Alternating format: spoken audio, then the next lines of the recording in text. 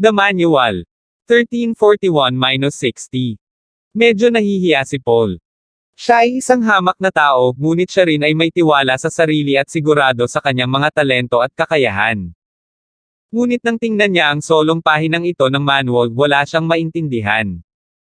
Ang buong pahina ay may isang simpleng hakbang lamang. Bigyan ito ng isang hit. Hindi ito mukhang espesyal, ngunit nagbigay din ito ng isang misteryosong pakiramdam. Mahirap ipaliwanag, ngunit ang pakiramdam na ito ay napakalakas. Kung ang master mismo ay hindi nagsabi na ang manual na ito ay tunay na totoo, siya ay maghinala na si Ethan ay sinusubukang bluff siya gamit ang mga peking pahina. Hindi maintindihan. Ngumiti si Ethan ngunit hindi iyon ngiting nanunuya o nanunukso. Tingnan mo ulit. With that, nilingga ni Ethan ang page at bahagyang pinitik ang kanyang pulso. Parang biglang nabuhay ang mga imahe sa manual. Biglang nagbago ang imahe ng lalaking nagsusuntok. Nagtaas baba ang kamao at kasing bilis ng kidlat. Ngunit sa isang iglap, bumalik sila sa kanilang orihinal na posisyon. Pinitik muli ni Ethan ang kanyang pulso at nagsimulang magbago muli ang kanyang mga galaw. Ngunit sa pagkakataong ito ay ganap na naiiba mula sa huling pagkakataon. Natigilan si Paul. Ano ang paraan ng pagbabasa ng manual na ito? Ang manual na ito ay hindi talaga isang manual para sa isang partikular na pamamaraan. Ito ay tunay na pundasyon ng martial arts, at lahat ay maaaring masubaybayan pabalik dito. Kahit na ito ay isang manual lamang ng mga diskarte sa boxing, maaari mo ring makita ang mga bakas ng mga diskarte sa palad at even kikang techniques within it. Paliwanag ni Ethan. Ngunit kung paano basahin ito, mabuti, lahat ay may iba't ibang pamamaraan, at lahat ay may iba't ibang proseso ng pag-iisip, kaya hindi sila tumitingin sa parehong bagay. Ito ay isang napakagandang bagay. Napakagandang bagay. At iyon ay isang napakalalim at malalim na bagay. Paano hahayaan ni Ethan na makita ng iba ang isang bagay na naging batayan ng napakaraming pamamaraan? Nahirapan si Paul na paniwalaan. Hindi naman sa wala pa siyang nakikitang altruistic na tao, pero wala pa talaga siyang nakitang katulad ni Ethan. Ang puso ni Ethan ay kasing laki ng karagatan at ang kanyang pananaw sa mundo ay mas malaki kaysa sa anumang maiisip mo. Ang manual na ito ay maaaring isang mahalagang kayamanan sa iba, ngunit marahil hindi sa kanya, mahinang buntong hininga ni Master Paul. Kung hindi nagtipon-tipon ang mga matatandang ito dito at nakitang ginagawa ito ni Ethan sa kanilang sarili, hindi rin sila maniniwala.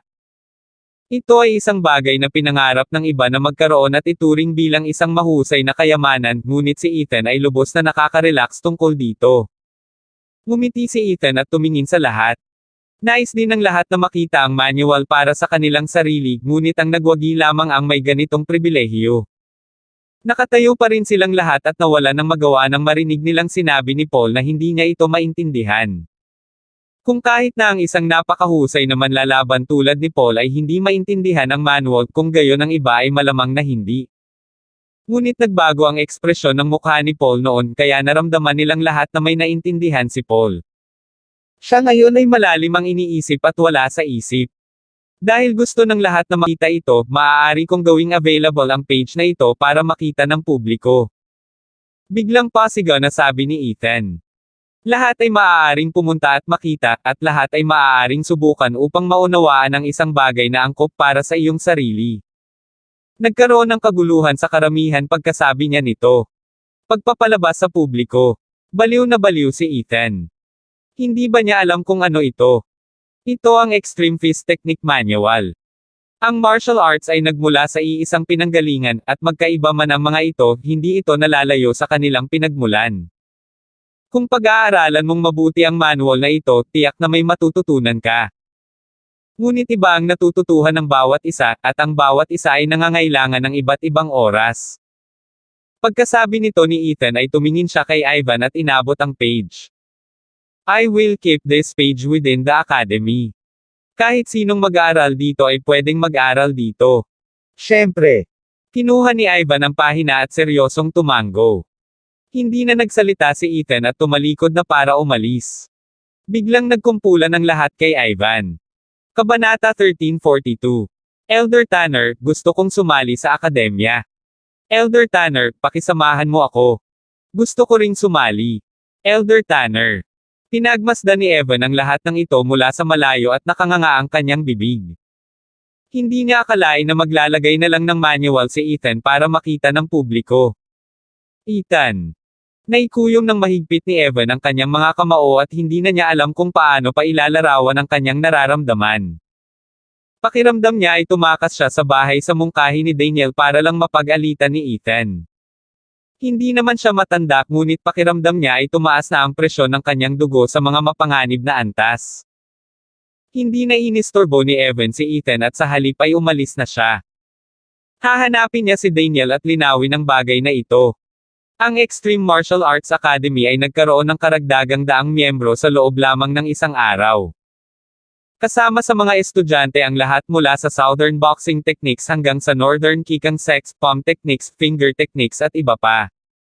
Tila ang buong bilog ng martial arts ay puro sa loob ng Green Cliff at lahat ay nasa loob ng akademyang ito.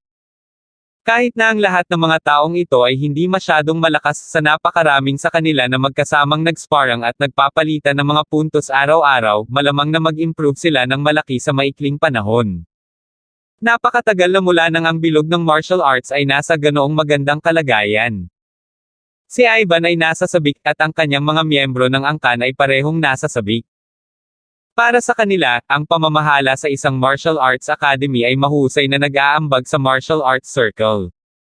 Ang pinakamahalagang bagay para sa isang martial arts practitioner ay ang manatiling buhay. Nabubuhay tayo sa panahon ng kapayapaan, kaya't hindi natin kailangang matutong pumatay ng iba. Ngunit kung isang araw kailangan nating pumunta sa digmaan, responsibilidad nating protektahan ang ating bansa. Ang Extreme Martial Arts Academy na ito ay isang tahanan para sa lahat. Ito rin ay isang lugar kung saan lahat ay maaaring makipagkompetensya sa isa't isa at tumulong sa isa't isa upang maabot ang mas mataas na antas. Ang ilang mga salita mula kay Ethan ay nagpadama sa lahat na ligtas at hindi nila kailangang mag-alala tungkol sa anumang bagay.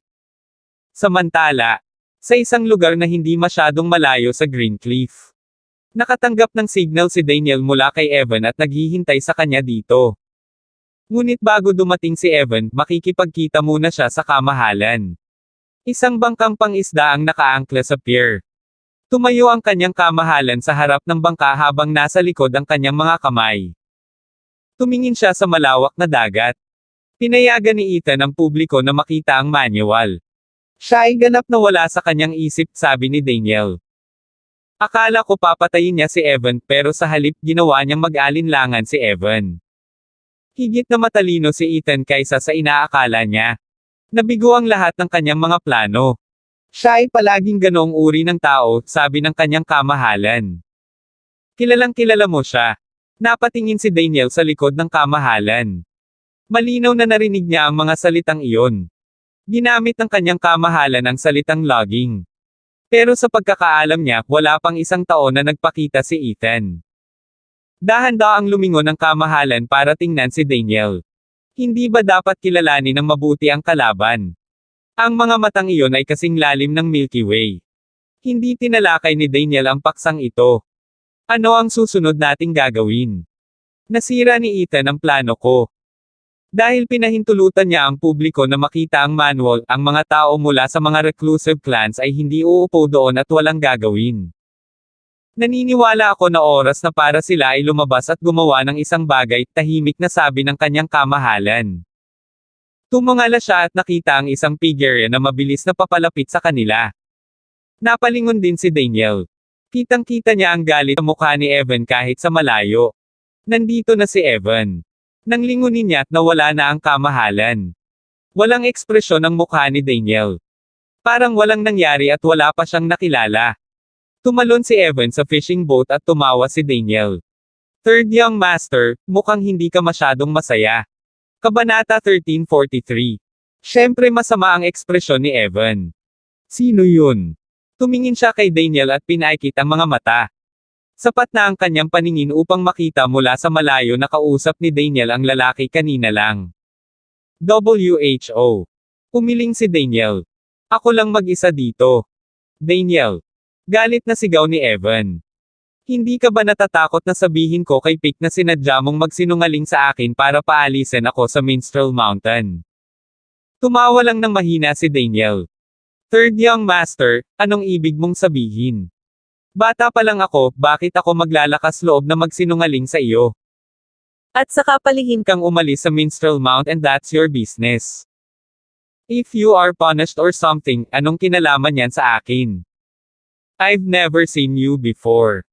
Anong problema? Galit na galit si Evan. Si Daniel ay nakipag-usap sa kanya ng palihim kaya walang paraan na aminin ni Daniel ang lahat ng ito. Sino ba talaga si Ethan? Dahil hindi makikipagtulungan si Daniel, lumakas ang boses ni Evan. Tumugon sa akin. Ordinaryong mga tao. Ordinaryong mga tao. Parang sasampalin ngayon ni Evan si Daniel. Paanong isang ordinaryong tao ang may taglay na husay ni Ethan? Kahit tulala siya, hindi siya maniniwala dito. Saang reclusive clan siya galing? Lalong lumakas ang lamig sa mukha ni Evan. Binabalaan kita, kung maglalakas loob kang magsinungaling muli sa akin, tiyak na pagsisisihan kita. Isang malabong ngiti ang sumilay sa mukha ni Daniel. Tumayo siya sa harap ng barko at napabuntong hininga habang nakatingin sa malawak na dagat. Third young master, sa tingin mo ba ang isang tulad ni Ethan ay manggagaling lang sa isang reclusive clan? Hindi ba? Masyadong malakas si Ethan at hindi alam ni Evan kung nasaan ang limitasyon ni Ethan. Kung ang highly skilled fighter na ito ay hindi mula sa isa sa mga reclusive martial artist clans ng Minstrel Mountain, saan nanggaling ang taong ito? Tingnan mo ang dagat, winagaway ni Daniel ang kamay. Ito ay malawak at walang hangganan. Nakikita mo ba kung ano ang nasa malayo? Kumunat ang noo ni Evan at walang sinabi. Ang nag-iisang angkan ay talagang napakalakas. Sila ay naghahangad na mas mataas na paraan kaysa sa materialistikong mundo at hindi sinasali ang kanilang mga sarili sa kasalukuyang mga gawain, ngunit posible ba iyon? Kung talagang posible na maabot ang antas na ito, kung gayon bakit sila nahuhumaling sa pagkakaroon ng Extreme Fist Technique Manual? Umiling si Daniel. Hindi magandang magsinungaling sa sarili mo at sa iba. Ano ang ibig mong sabihin? Tumalikod si Daniel at naglakad papunta kay Evan. Third young master, ang mundong ito ay napakalaki at mas malaki kaysa sa iyong inaakala. Ang mga loner clans ay hindi magiging mga pinuno ng anumang uri, at tiyak na hindi sila kasing taas at kalakas gaya ng iniisip mo, tahimik na sabi ni Daniel. Kung tumayok sa itaas na mga ulap na masyadong mahaba at mahulog mula sa taas na iyon, ito ay masakit ng husto. Bahagyang nagbago ang ekspresyon ni Evan. Tumingin siya kay Daniel. Hindi niya akalaing may katulong na maglalakas loob na magsabi ng mga ganoong salita. Ang lingkod na ito ay tumawid sa linya. Daniel, kanino ka ba talaga nagtatrabaho? Alam ni Evan na hindi siya sasagutin ni Daniel pero nagtanong pa rin siya. Hindi niya maramdaman ang paggalang ni Daniel sa reclusive clan, at sa halip ay naramdaman pa niya ang paghamak ni Daniel. Hindi sumagot si Daniel. Third young master, oras na para bumalik ka. Alam ni Pickmaster na nakalusot ka at nabangga na niya ang bubong. Tungkol naman sa Extreme Fist Technique Manual. Ngumiti lang si Daniel. Medyo misteryoso ang ngiti niya at parang maraming implikasyon. Nakita niyang paulit-ulit na nagbago ang ekspresyon ng mukha ni Evan, ngunit hindi ito umimik at naglakad na lang palayo. Si Evan ay nakatayo roon at hinayaan ang hangin na umihip sa bangka habang ang mga alon ay bumagsak. Nagbago tuloy ang mga mata niya. Lumabas na siya sa pagkakataong ito, at binaligtad nito ang lahat ng nalalaman niya. Hindi lang sa itsura ni Ethan, pati kay Daniel. Isa lang sana siya sa mga katulong ng pamilya Drake, at dapat. Masyado talaga akong childish. Si Evan ay nagngangalit ang kanyang mga ngipin at nagdikit ang kanyang mga ngipin. Siya ay pinahiya ni Ethan, ngunit inamin niya ang pagkatalo dahil hindi niya talaga kayang talunin si Ethan sa isang laban. Pero ngayon pinahiya rin siya ni Daniel sa ganitong ugali. Kabanata 1344. Hindi ba natakot si Daniel na babalik siya at sabihin kay Pick ang lahat ng ito? Hindi ba siya natakot na sundin ni Pick ang mga patakaran ng pamilya Drake at parusahan siya? Lumingon si Evan, ngunit wala na ngayon si Daniel. Ano? Ano ang sinusubukan nilang gawin? Mayroong malaking pagbabago sa Greencliff. Ang reputasyon ng Extreme Martial Arts Academy ay tumataas. Matapos ipahayag ni Ethan na pinahihintulutan niya ang lahat na makita ang Extreme Fist Technique Manual, lahat ng nasa martial arts circle ay bumaha sa Greencliff. Handa si Ethan na mangyari ito. Hindi siya nag-aalala na baka may makaintindi sa manual. Sa halip umaasa siya na maaaring maunawaan ito ng ilang tao. Malaki ang kahulugan nito sa kanya. Ngayon na ang bilang ng mga highly skilled fighter sa akademya ay dumami, Greencliff ay kasing ligtas ng isang steel fortress. Alam ni Ivan ang binabalak ni Ethan. Ginamit mo ang manual para kolektahin ito, ngunit hindi pa ako sigurado kung ano ang epekto nito. Huminto siya para ibuhos si Ethan ng isang tasa ng tsaa. Ikaw ba? Talagang lalaban ka sa isang reclusive clan? Ang pagbubukas ng Extreme Martial Arts Academy ay paghahanda para dito. Darating din ang dapat dumating, hindi masamang maghanda sa tag-ulan, sagot ni Ethan. Darating din ang dapat dumating. Tiyak na totoo yun. Gayon din kung ano ang darating ay darating din sa lalong madaling panahon. Uminom si Ethan ng tsaa, inilapag ang tasa, at biglang bumahing. Natigilan si Ivan. Ang isang malakas na lalaki tulad ni Ethan ay bumahing din. Sino ang nagsasalita ng masama tungkol sa akin sa likod ko? Si Ethan mismo ay nagulat din. Umiling siya at bumangon. I'll leave the academy to you, try your best to gather everyone. I'll pick Diane up from work. Samantala, sa Las Vegas. Sa loob ng bahay ng L'Oreal. Sa loob lamang ng maikling panahon, nabili na ng pamilya L'Oreal ang lahat ng asset ng Chinese Chamber of Commerce sa mababang presyo at sa pagkakataong ito ay yumaman na sila. Ito ay lahat salamat kay Amelia. Nagkakaroon sila ng family meeting, at malinaw na bilang anak ng L'Oreal family, naupo si Amelia sa nangungunang 5 posisyon sa pamilya. Medyo nagkakagulo dito lately dahil sa Palmer Group na yan. I'm sure alam ng lahat ang tungkol dito, di ba? May lalaking nakaupo sa tapat ni Amelia. Mayroon siyang malalim at kaakit-akit na madilim na asol na mga mata. Ngunit ang kanyang baba ay napaka-tallest at siya ay tumingin ng kaunti masama bilang isang resulta. Tumingin siya kay Amelia na may ngiti sa labi, ngunit hindi niya naitago ang pagkasuklam sa mga mata nito. Amelia, maganda ang ginawa mo. Ipinagmamalaki ko na may isang katulad mo ang L'Oreal. Pero kahit pinupuri siya, hindi man lang nakaramdam ng saya si Amelia at sa halip ay sumimangot. Alam niyang kahit kailan ay hindi siya pupurihin ni Dawson. Kung pinupuri siya, mayroon siyang isang bagay sa kanyang mangas. Dawson, dapat ba akong magpasalamat? Mahinahong sagot ni Amelia. Hindi na siya nakapagsalita dahil bigla siyang nakamdam ng pagsusuka. Agad na tinakpan ni Amelia ang kanyang bibig. Napalingon ang lahat sa paligid ng mesa kay Amelia nang parang masusuka siya. Amelia, okay ka lang? Tanong ng medyo may edad na lalaki na nakaupo sa tabi ni Amelia sa mahinang boses. I'm fine, nakangiting sabi ni Amelia nang makabawi siya sa kanyang katinoan. Salamat tatay, sa iyong pag-aalala. Lumingon siya kay Dawson at tumingin ito sa kanya. Ang pinakamalaking banta sa kanya sa buong pamilya ay tiyak na si Dawson L'Oreal. Ang kontrol ng pamilyang L'Oreal sa hinaharap ay tiyak na babagsak sa isa sa 2 miyembro ng pamilyang ito. Of course Amelia is fine, natatawang sabi ni Dawson habang nakangiting tumayo. Tumingin siya kay Amelia at sa kanyang ama at bahagyang yumuko. Hindi ko pa na-congratulate si Amelia sa pagiging ina.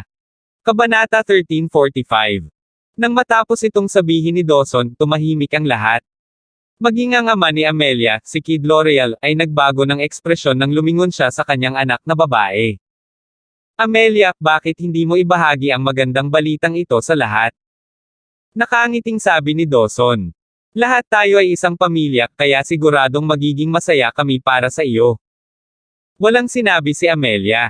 Napatingin ang lahat kay Amelia. 20 tao ang nasa pulong na ito at ang atensyon nila ay nasa Amelia na ngayon. Amelia, anong meron? Tanong ni Kid. Dad, I didn't. Magpapaliwanag na sana si Amelia nang muli siyang sumuka. Mabilis niyang tinakpan ang bibig at sinubukang pigilan ang pakiramdam na gustong sumuka. Ngunit nakita ng lahat ang marahas na reaksyon niya noon. Ang pagkakaroon ng mga anak bago ang kasal ay hindi na bago sa bansang ito, ngunit ito ay mahigpit na ipinagbabawal sa pamilyang L'Oreal. Bukod pa rito, may control si Amelia sa 30% ng mga asset ng L'Oreal. Kung may kasama siyang anak, kaninong anak ito? Ang mga mapagkukunang ito ba ay maaapektuhan at mailipat sa iba sa hinaharap? Amelia, sinusubukan mo pa bang itago? Umiling si Dawson. Masasabi ng lahat na buntis ka, kaya walang saysay na subukang itago. I even know that the person who fell you down was Ethan, someone from the Palmer Group. Lumingon si Dawson at tumingin sa lahat, saka bahagyang yumuko. Lahat naniniwala akong narinig na ninyong lahat ang tungkol sa Palmer Group kamakailan. Ang biglaang pagkawala ng Chinese Chamber of Commerce ay may kinalaman sa Palmer Group na ito. Siya ay napabuntong hininga. Amelia, gusto mo bang ipakilala siya sa atin? Masyadong mapilit si Dawson at parang hinihintay na lang niyang umamin si Amelia. May litrato siya, at maaaring maging patunay ang larawang ito. At ngayon, halatang buntis si Amelia. Marahil si Amelia mismo ay hindi inaasahan na mangyayari ito. Hindi ko alam kung ano ang sinasabi mo. Tinapik ni Amelia ang kanyang dibdib at mahina akong sinabi, masama lang ang pakiramdam ko at nasusuka ako. Bumangon siya, tumingin sa lahat, saka yumuko. Lahat masama ang pakiramdam ko at hindi ako makakasali sa family gathering na ito, kaya mag-leave muna ako. Tapos tumalikod na siya para umalis. Ngunit si Dawson ay mas mabilis kaysa sa kanya at ginamit ang kanyang mga kamay upang harangan ang kanyang dinadaanan. Wait, nakangiting sabi ni Dawson. Hindi mo sinabi sa amin kung ang batang ito ay kabilang sa lalaking mula sa Palmer Group. Habang nagsasalita siya, naglabas siya ng ilang litrato mula sa kanyang bulsa. Mga larawan sila ng gabing iyon nang ihatid ni Amelia si Ethan para sa hapunan, nagpakalasing at inilabas siya ni Ethan sa restaurant. Agad na nagbago ang ekspresyon ni Amelia. Dawson, napakalayo mo na't nagdilim ang kanyang ekspresyon. Parang ikaw ang sumobra. Naging pangit ang ekspresyon ni Dawson. Hindi mo iginagalang ang mga patakaran ng pamilya ng L'Oreal. Naglakad ka ng napakalapit sa isang katunggali at ngayon ay buntis ka pa sa kanyang anak. Sinusubukan mo bang ibigay ang lahat ng aming mga mapagkukunan sa Palmer Group? Amelia, ito ay pagtataksil sa pamilya. Naiintindihan mo ba? Masama ang ekspresyon ng lahat, lalo na ang ama ni Amelia na si Kid. Sa pamilyang ito, napakataas ng posisyon ni Kid at ang kanyang pamilya ay maaaring maging tagapagmana ng pamilyang ito. Ngunit si Kid ay nagkaroon lamang ng isang anak na babae, si Amelia. Kahit gaano pa ka-extraordinary si Amelia, babae pa rin siya. Sinabi niya na hindi siya magpapakasal, ngunit praktikal ba ito? Dawson, walang kwenta ang sinasabi mo. Sinaman siya ng tingin ni Amelia. Ilipat. Hindi naman natinag si Dawson at medyo masayang iwinagayway ang litrato sa kamay. Kung ako ay nagsasalita ng walang kaparerekon, maaari mo bang ipaliwanag ng maikli kung ano ang nangyayari sa mga larawang ito? Kabanata 1346. Ikaw. Napalakas ang boses ni Amelia at akmang mag-aaway ang dalawa. Tama na. Hinaampas ni Kid ang mesa at malakas na sinabi, hindi ito isang bagay na dapat nating pag-usapan ngayon. Kung wala nang iba pa, isasara na natin ang pulong na ito. Siya ang may huling say sa pamilya L'Oreal. Simula nang magsalita si Kid, hindi na ito nilalaro ni Dawson. Ngumiti siya at bahagyang yumuko, sure. Ngunit ang ngiti sa kanyang mukha ay kasing tingkad pa rin ng dati. Ang tingin niya kay Amelia ay parang nanalo siya sa laban. Alam niyang nagkamali ang kanyang katunggali. At iyon ay isang napakaseryosong pagkakamali. Natapos ang pagpupulong. Bumalik si Amelia sa sariling kwarto. Pagkaupo saglit, may kumatok sa pinto. Ama. Alam ni Amelia na tiyak na darating si Kid para hanapin siya. Ano ang nangyayari? Sinulyapan ni Kid ang tiyan ni Amelia, saka sumimangot at sinabing, you really disappoint me. May ilang litrato sa kanyang kamay, at pareho ang mga larawan kung saan tinulungan ni Ethan ang isang lasing na si Amelia palabas ng restaurant. Sa dinagdag na tuyong suka ni Amelia, mahirap hindi pagsamahin ang dalawa. May karapatan akong ituloy ang pag-ibig, mahina hong sagot ni Amelia. Hindi mo. Ibinato ni Kid ang mga litrato sa mukha ni Amelia. Kailangan mong kunin ang pamilya L'Oreal at kailangan mong palitan ako. Hindi mo dapat hayaang kunin ni Dawson ang lahat. Galit na galit siya. Ngunit nanatiling kalmado si Amelia. Kinuha niya ang mga litrato, dahan-daang nilinis at mahinang ngumiti. Pare, pipilitin kong gawin ito sa ganitong paraan. Sa tingin ko ay wala akong nagawang mali. Napag-isipan mo na ba? Umiling si Kid at bumaantong hininga. Alam ba kung ano ang iyong isinusuko? Alam ko. Tumango si Amelia. Hindi na nagsalita pa si Kid. Nabigla siyang umiling at tumalikod para umalis. Nang makarating siya sa pinto, napahinto si Kid sa kanyang kinatatayuan. From today onwards, you must stay at home and not go anywhere. Itong Palmer Group. Siguraduhin kong mawawala sila sa bansang ito. With that, lumabas na ng kwarto si Kid. Grabe ang kuha nitong mga litrato. Itong tanggang Ethan na ito ay ayaw talagang pagsamantalahan ako, ha? Tiningnan ni Amelia ang mga litrato at mahinang ngumiti. Pagkatapos ay itinapon niya ang lahat sa basurahan. Siya ang kumuha ng isang tao para kumuha ng mga larawang ito. Dawson, mas mabuting kunin mo ang kredito para dito ng maayos. Pinakamabuting wasakin ng tuluyan ng Palmer Group at pati na rin. Alisin mo si Ethan. Nagsalin si Amelia ng isang baso ng alak at maluwag na umupo sa sofa. Inikat niya ang baso sa kanyang kamay at mukhang walang nangyari. Nawala na niya ang lahat ng awtoridad at pinarusahan siya sa bahay. Gusto niya talagang malaman kung ano ang gagawin ni Dawson sa Palmer Group. Ethan, bumalik ka na sa China kanina, at dapat pumunta ka ulit sa US, diba? Natatawang sabi ni Amelia. I wonder if the news of impregnating me will upset Miss Palmer enough to cry. Ininom niya ang baso ng red wine sa isang lagok habang lumalalim at naging komplikado ang tingin sa kanyang mga mata. Hindi nagtagal, kumalat ang balita sa lahat ng dako. Ang lahat ay naayon sa plano ni Amelia. Bukod sa mga taong lihim na inayos ni Dawson, si Amelia mismo ang nag-ayos ng mga tao upang matiyak na ang balitang ito ay nakarating sa China kahit na siya ay pinarurusahan. Sisiguraduhin niyang nakarating sa tenga ni Diane ang balitang ito. Kabanata 1347. Alam na alam ni Amelia na hindi ito paniniwalaan ni Diane. Noong gabing iyon, ang nagpuna sa kanya, nagpalit ng damit at nagbigay pa ng chaser sa kanya ay si Diane. Hindi man lang siya ginalaw ni Ethan. Pero alam niyang mas malalaman ni Ethan ang sinusubukan niyang gawin. Natatakot siyang tanggihan siya ni Ethan kaya ginamit niya ang pamamaraang ito. Ngayon ay imposibleng tumanggi si Ethan. Kinailangan niyang sumakay sa kapareho niyang bangka. Kumalat ang balita hindi lamang sa Green Cliff kundi maging sa Hilaga, Starling City at iba pang bahagi ng bansa. Sinaktan ni Ethan ng Palmer Group ang anak ng L'Oreal family. Nayanig ang buong mundo ng negosyo ng bansa dahil dito. Ito ay may kinalaman sa Palmer Group, isang malaking kumpanya na tumaas kamakailan. Halos lahat ng mga mata ay nasa Palmer Group at naghihintay na makita ang reaksyon ng Palmer Group. Alam din ng marami na si Ethan ay isang lalaking nagpakasal sa pamilya ng kanyang asawa at nabubuhay sa reyna ng mundo ng negosyo. Sa isang malaking iskandalo na lumalabas, malamang na magkakaroon ng kaguluhan sa loob ng Palmer Group. Sa Green Cliff. Ilang bulungan ang maririnig paminsan-minsan maging sa loob ng punong tanggapan ng Palmer Group.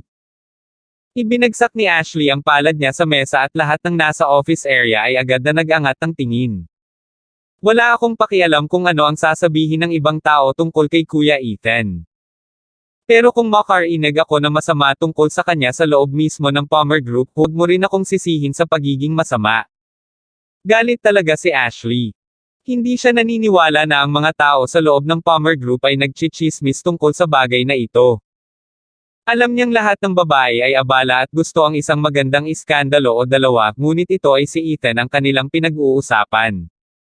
Sina Ethan at Diane ang mga haligi ng suporta ng Palmer Group, mga idolo nito, at relihiyon nito.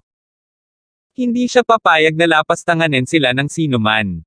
Hindi mo ba alam kung anong klaseng tao si Kuya Ethan? Maraming magagandang babae ang Palmer Group, diba? Nakatingin na ba si Kuya Ethan sa sinuman sa inyo ng ganyang kasuklam-suklam na mga mata? Kung payag siya, ako ang unang susando sa kanya. Pero sa tingin mo gagawa siya ng ganoon? Si Kuya Ethan ay subordinate ni CEO Palmer at habang buhay siya. Walang paraan na gagawin niya ang ganoong bagay sa labas. Pulang-pula ang mga mata ni Ashley habang sumisigaw ng malakas, "How dare you slander my idol? Kung may magchichismas na naman ito, mahuhulog ako sayo." Huminga siya ng malakas at sa wakas ay naupo ulit. Natahimik ang buong opisina. Totoo na sa pagkakakilanlan at katayuan ni Ethan kasama ang kanyang personal na alindog, kakaunti lang ang mga babae ang makakalaban sa kanya. Kung sinabi lang ni Ethan ang salitang iyon, lahat ng klase ng babae ay magkukusa na lumapit sa kanya. Ngunit hindi pinahintulutan ni Ethan ang alinman sa mga ito. Maamo lang ang mga mata niya nang tumingin siya kay Diane.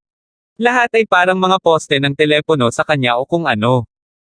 Sa loob ng opisina ni Diane, concentrate pa rin siya sa trabaho niya. Makalipas ang ilang oras, nag-iat siya ng mabuti at minasahe ang kanyang mga balikat. Tumungala siya nang makita si Ethan na casual na nakasandal sa sofa at nakikinig ng music gamit ang earphones. Masaya. Lumapit si Diane, tinapik si Ethan at maingat na sinabi sa kanya, magiging ama ka na. Gusto kitang interviewin Mr. Hunt, ano ang nararamdaman mo ngayon? Tinanggal ni Ethan ang earphones at bahagyang sumimangot. I feel really conflicted right now. But no matter what, since anak ko yan, dapat ibalik ko yung anak ko. Tutal mas makapal pa ang dugo kaysa tubig. Tumingin siya kay Diane. Pero gusto kong makapanayam si Miss Palmer. Bilang opisyal na asawa ni Mr. Hunt, ano ang nararamdaman mo ngayon pagkatapos marinig ang balitang ito? Kabanata 1348. Ngumuso si Diane. Hindi niya ito kayang hawakan. Marahan niyang hinampas ang balikat ni Ethan at kusa itong pinandilatan. Siya marahil ang taong nakakaalam kung gaano peke ang balitang ito. Alam pa niyang sinasadya ni Amelia ang balitang ito. Walang nangyari sa pagitan ni Ethan at Amelia ng gabing iyon. Siguradong sigurado siya dito at sigurado rin si Amelia dito. Okay now, enough of this nonsense. Si Diane naman ay nagsisimula ng mainess. Sa tingin ko hindi niya babaliwalain ang sarili niyang reputasyon. Siguro napipressure siya. Napatingin si Ethan sa tandang babae sa harapan niya. Kahit na sa ganitong panahon, nag-aalala pa rin si Diane kay Amelia at iniisip pa rin kung pinili ba ni Amelia na gawin ito dahil sa sobrang pressure. Hinawakan ni Diane ang kamay ni Ethan at nilero ang mga daliri nito habang bumaantong hininga muli. Sinusubukan niyang samantalahin ka at sinusubukan niyang i-drag sa isang panloob na away sa loob ng pamilya L'Oreal. Ano ang gusto mong gawin? Wala na akong pakialam sa iba. Pero dahil anak natin yan, kailangan nating bawiin yung bata, seryosong sabi ni Ethan. Anong anak? Tumungala si Diane. Don't tell me wala ka ngayon, so gagawa ka. Inabot ni Ethan ang marahan niyang maliit na ilong habang tumatawa. Pwede siyang mangarap. Hindi ganoon kadaling ma-enjoy ang charms ko, okay? Sabi ni Ethan. Dahil nasa L'Oreal family ang anak ko, kailangan kong bawiin ang bata. Kung nawala ang bata, kailangan nilang palitan. Nang makita niya kung gaano kaseryoso si Ethan, naintindihan agad ni Diane ang nangyayari. Siya ay nalinlang. Naloko si Amelia. Sa katunayan, ang buong pamilya ng L'Oreal ay maaaring naloko. Sinadya ito ni Ethan. Mula nang dumating siya sa Las Vegas at pinagamit ni Amelia si Malcolm sa Chinese Chamber of Commerce para harangan ang Palmer Group, hinulaan na ni Ethan na gagawin ito ni Amelia. Siya ay naghihintay. Siya ay naghihintay para sa araw na ito sa lahat ng oras na ito. Anong klaseng lalaki ang lalaking iyon? Paano niya mahuhulaan ang hinaharap ng maaga? At hindi rin siya nagkamali noon. Kahit na si Diane ang taong pinakamalapit kay Ethan, mahirap din siyang paniwalaan. Hindi na nakatiis si Diane. Hinawakan niya ang ulo ni Ethan sa kanyang mga kamay at tiningnan ang magkabilang gilid kung si Ethan ay iba sa iba kahit saan. Iniwan mo si Harold doon at sinabi sa kanya na sadyang gumawa ng peking negosyo para lang sa ngayon. Bago sila umalis, inutusan ni Ethan si Harold na magpanggap na magnenegosyo. Kailangan lang niyang tingnan ang bahagi. Kahit na ang isang tusong matandang fox na tulad ni Harold ay hindi maintindihan kung ano ang sinusubukang gawin ni Ethan. Handa na si Harold na lubusang palawakin ang negosyo ngunit sinabihan siya ni Ethan na magpanggap na ginagawa niya ito. Napakatalino ng asawa ko, natatawang sabi ni Ethan. Ngumisi si Diane. Hindi niya naramdaman na pinupuri talaga siya ni Ethan. Halos isang buwan na rin ang lumipas bago niya napagtanto ang nangyayari, at napagtanto niya lang ito pagkatapos niyang ipadala sa kanya ni Amelia ang balitang ito. At sinabi ni Ethan na matalino siya. You don't have to worry about staying in Greencliff, you won't be in danger. I can't take you to Las Vegas this time, seryosong sabi ni Ethan. Sa pagkakataong ito, magdudulot siya ng malaking bagyo sa Las Vegas. Hindi ito magiging kasing simple ng pag-atake sa Chinese Chamber of Commerce. Ang pamilyang L'Oreal ay mas malakas kaysa sa Chinese Chamber of Commerce. At ang target ni Ethan ay hindi lang L'Oreal o Las Vegas, kundi mas marami pang merkado sa ibang bansa. Ang Greencliff ay mayroong Extreme Martial Arts Academy, isang malaking koleksyon ng mga highly skilled fighters, Sean, Ivan at marami pa. Pinatago pa niya si Cillian sa mga anino para lihim na protektahan si Diane sa kapahamakan. Ang ipinagbabawal na rehiyon na ito ay ganap na ligtas sa lahat ng larangan ngayon. Kaya't oras na upang lumabas upang makakuha ng higit pang mga merkado sa ibang bansa para sa Palmer Group. Kabanata 1349. Samantala, sa Las Vegas, isang bagyo ang humahampas sa lungsod. Mabilis na kumilos si L'Oreal. Napakabilis nito na ikinagulat ng lahat at nalampasan ang imahinasyon ng lahat. Isang buwan lang ang nakalipas, naging maayos ang relasyon nila sa Palmer Group at nagkusa pa nga si Amelia na tulungan ng Palmer Group na makapasok sa mga merkado sa ibang bansa. Pero makalipas lang ang ilang linggo, nagbago ang lahat. Hinaranggan ng L'Oreal ang lahat ng kanilang mga channel sa pagbebenta at itinulak ang Palmer Group sa isang sulok. Sinabi pa ng pamilyang L'Oreal na ang sinumang lumakad ng napakalapit sa Palmer Group ay maituturing na kaaway ng L'Oreal. Maraming mga mangangalakal na Tsino ang labis na kinakabahan. Walang sinumang umasa na magiging ganito ang mga bagay. May balita pa nga na si Amelia, na malapit sa Palmer Group, ay pinagbawalan na lumabas ng bahay at kailangang manatili sa bahay upang pagnilayan ang kanyang mga aksyon. At lahat dahil Buntis siya sa anak ni Ethan. Ito ay labag sa mga tuntunin ng pamilya ng L'Oreal. Itong si Ethan. Sobrang tapang talaga no. Hindi makontrol ng mga lalaki ang kanilang ibabang bahagi ng katawan, at ngayon siya ay nasa problema. Kakasimula pa lang ng Palmer Group na pumasok sa mga merkado sa ibang bansa at si Ethan ay nagmamadaling sirain ang kumpanya. Walang ganoong kapangyarihan ng Palmer Group sa labas ng kanilang sariling bansa, alam mo ba? Ang Las Vegas ay puno ng lahat ng uri ng opinyon. Pero sigurado silang lahat na masisira ang Palmer Group dahil hindi na kontrol ng maayos ni Ethan ang lower body niya.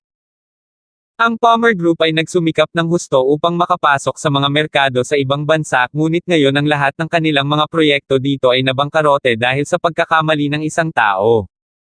Ito ay isang napakahirap na aral na matutunan, at maraming mga negosyante ang gumagamit ng kwentong ito upang turuan ang kanilang mga anak kung paano kumilos.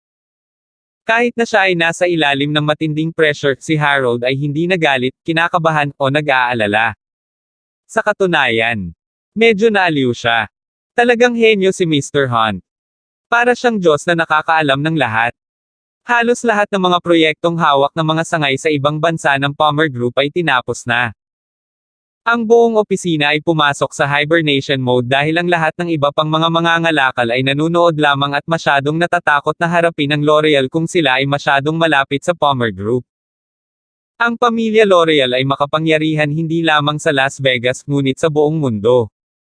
Hindi nag-alala si Harold. Sa nakalipas na buwan, hindi siya masyadong nag-effort sa paggawa ng anumang negosyo at hindi talaga siya nakakuha ng anumang deal ng tama dahil inutusan siya ni Ethan tungkol sa bagay na ito bago bumalik sa China. 3 milyon. Bulalas niya habang tinatapon ang tiles. Napansin niya na ang susunod na manlalaro ay malapit nang gumuhit ng tile at sinabing, "Maghintay, hayaan mo akong muling isaalang-alang." Master Harold, what's done is done. Ang pagsisisi sa paglipat sa chess ay isang bagay, ngunit pinagsisisihan mo rin ang pagtapon ng mahjong tile. Malungkot na sabi ng susunod na manlalaro. Huminto ang trabaho, ngunit hindi pinahintulutan ni Harold ang lahat na magtamad.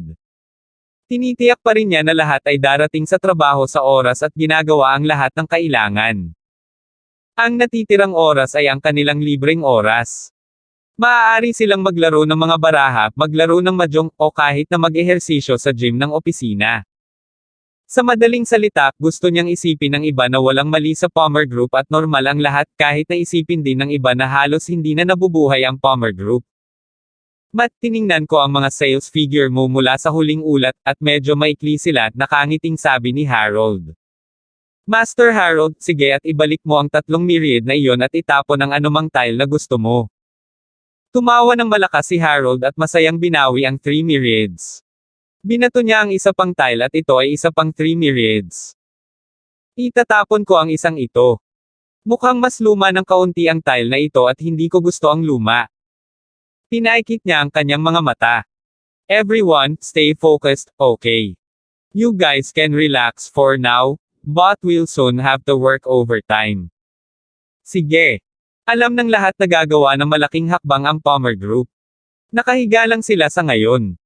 Si Ethan ay bumalik sa China hindi dahil hindi pa siya nakabalik sa US ngunit dahil siya ay naglalaro ng husto para makuha. Kabanata 1350. Lahat sila ay mga empleyado na sumunod kay Harold sa nakalipas na dekada o higit pa at nagtiwala kay Harold. Kaya nang lumipat si Harold sa Palmer Group sumunod silang lahat.